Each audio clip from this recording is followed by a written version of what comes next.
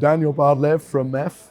Excited to be here at the MPLS SRV6 AI event here in Paris, 2025.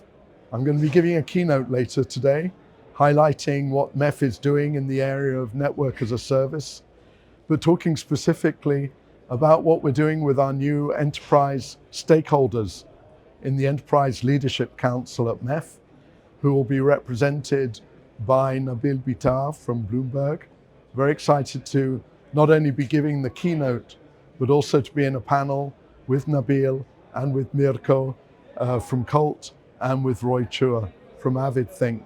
We're going to be talking about the new things we're doing at MEF that are very important to the enterprises.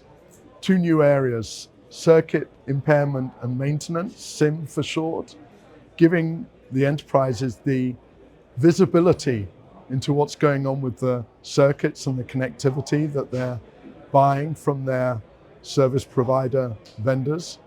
And also a new area called Cybersecurity Alert, which is really important, being able to give visibility to the enterprises, what's happening in the networks of their service providers so that they can prepare for cyber attacks in real time. Two very interesting areas, and we're looking forward to a very exciting discussion.